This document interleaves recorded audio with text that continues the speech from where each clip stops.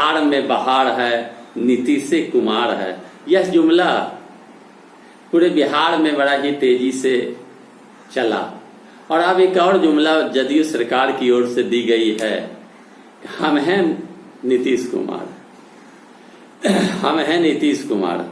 विकास की बहार चल पड़ी बिहार में, लेकिन आपको इस बात का जानकारी अवश्य होना चाहिए कि अगर आप बीमार हो जाएं, वर्तमान समय में अगर आपको कोरोना हो जाए तो याद रखिए कि बिहार के किसी भी अस्पताल में आपकी भर्ती नहीं होगी, ना ही आपका इलाज किया जाएगा।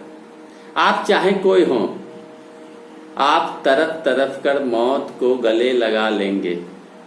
ऐसा वाकया कई घटनाएं पटना के अस्पतालों में घटित हो चुकी है। कई ऐसे मामले सामने आए हैं कि बिहार में इलाज के बगैर लोग तड़प कर मर रहे हैं। नालंदा के एक व्यक्ति पटना पहुंचकर गाड़ी में इलाज के बगैर घंटों बैठे रहे और तरफ तरफ कर मौत उनकी हो गई। यह एक घटना नहीं है। दरभंगा मेडिकल कॉलेज के सामने भी एक महिला की मौत हो गई। पटना के अन्य अस्पतालों की वही हाल है। भागलपुर में दवा दुकान के सामने एक व्यक्ति की मौत हो गई। आदमी तड़प रहे हैं, इलाज नहीं हो रही है। बिहार में बहार है, नीतीश कुमार है, हम हैं मुख्यमंत्री नीतीश कुमार। इस नारे से जनता की पेट नहीं भरती। जनता को वर्तमान समय में कोरोना से इलाज चाहिए। बिहार के अस्पतालों में सीमित बेड हैं, सारे बेड भरे पड़े हैं। पर्ची कटाने के बाद भी अस्पतालों में जगह नहीं रहने के कारण भर्ती नहीं ली जाती है। आखिर अस्पताल की हालत इतनी दयनीय है और बिहार में इतने कोरोना के पेशेंट बढ़ रहे हैं, तो आखिर बिहार की सरकार ने प्राथमिकता देकर क्यों नहीं बेड का व्यवस्था किया, क्यों नहीं वैकल्पिक व्यवस्था करा, क्यों मरीजों को मरने के लिए छोड़ दी जाती है। मरने वाले में केवल छोटे मिडिल क्लास या निम्न वर्ग के लोग नहीं हैं, बड़े बड़े रसूखदार लोग भी मर चुके हैं।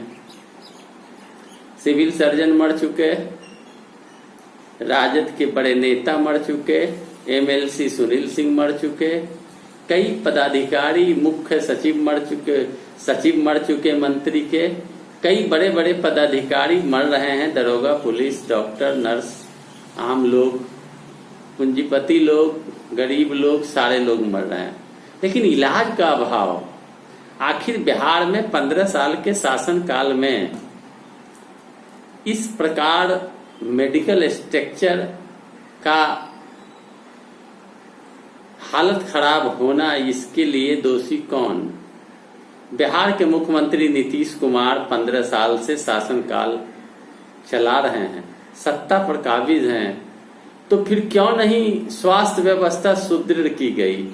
क्यों नहीं जांच के दायरे को बढ़ाया जा रहा है? क्यों नहीं अस्पतालों को बढ़ाई जा रही है? क्यों नहीं समुचित व्यवस्था की गई?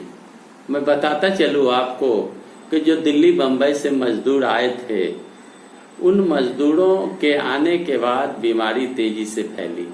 चूंकि संक्रमण वहां भरी पड़ी थी और संक्रमण के दरमियान में वो आए थे, सरकार ने लेट किया लाने में, जिसका नतीजा आज है कि बिहार की हालत बहुत ही दयनीय है। शहर से देहात तक कोरोना की बीमारी फैल चुकी है। देहात के लोग एक तरफ बाढ़ के विभीषिका से त्रस्त हैं, बरसात के पानी से त्रस्त, वहीं कोरोना से त्रस्त हैं। कई नामचीन लोग बड़े बड़े शहरों से लेकर छोटे शहरों में मर रहे हैं, इलाज नहीं हो रही।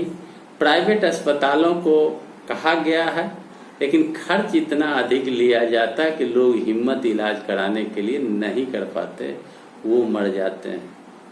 सरकारी अस्पताल में डॉक्टर नहीं, नर्स नहीं, सुध लेने वाले नहीं, लोग तड़प कर मर जाते हैं। बड़ा विचित्र स्थिति बिहार में इन दिनों बनी हुई है। जात पात, धर्म, आलोचना का वक्त अब नहीं रहा। अब वक्त है जिंदगी बचाने की लड़ाई का। आपकी जिंदगी बचेगी, आपको सोचना होगा, आपको यह देखना होगा कि जिस सरकार को हमने 15 साल का समय दिया, उस सरकार ने मेरे लिए क्या किया। जितने भी मेडिकल कॉलेज हैं, सारे मेडिकल कॉलेज में अभाव ही अभाव है। अब आपको सोचना है, आपके सामने फिर वोट मांगने जाएंगे नेतागण। अब आपको जज करना है कि क्या ऐसे हालात में जिसने लोगों को मौत के मुंह में झोंक दिया, क्या वैसे लोगों को वोट दिया जाए। लेकिन मैं यह भी बता दूं आपको, जदयू के, मैंने वीडियो दिया था, जदयू के कई विधायक को जनता ने खदेड़ा है, भाजपा के विधायक को जनता ने खदेड़ा है। जनता नाराज है, जनता समझ रही है, जनता मजबूर हो चुकी है। भावना से खेलकर वोट ले लेना और लोगों को मरने के लिए छोड़ देना, यह कहाँ का न्याय है। हम वोट दें, सरकार बनावें, लेकिन हमारे जिंदगी को बचाने के लिए आज सरकार के पास कोई साधन नहीं है। यह है बिहार की हालात। इस पर आपको सोचना होगा, इस पर आपको विचार करना होगा। मैं सरकार के विरुद्ध नहीं बोल रहा, मैं उचित बात आपको बता रहा। विपक्ष मांग करती है, हल्ला करती है। विपक्ष के पास सीमित साधन, विपक्ष के बात को सत्ता पक्ष के लोग तरजीह नहीं देते, जिसके कारण सत्ता पक्ष के लोग निरंकुश हो गए। कहीं भी आपकी मौत हो सकती है, कभी भी आप चपेट में आ सकते हैं। मैं स्पष्ट बता रहा हूं, आप चपेट में आएंगे तो आपके परिवार भी चपेट में आ सकते हैं। बचने की आवश्यकता है, क्योंकि सरकार ने मौत के मुंह में आम जनता को ढकेल दिया, कोई साधन नहीं है। तो दोस्तों, इस वीडियो को ज्यादा से ज्यादा लोगों के बीच में शेयर करें कि लोगों में जागरूकता आवे, और कमेंट बॉक्स में जाकर अवश्य लिखें। साथ ही साथ मेरे चैनल को अगर आपने सब्सक्राइब पहले नहीं किया तो लाल बटन और घंटी दबा के सब्सक्राइब कर ले, ताकि मेरा वीडियो आप तक प्राप्त हो, आपको जल्दी मिले, सबसे पहले मिले। और लाइक बटन अवश्य दबा दें। धन्यवाद।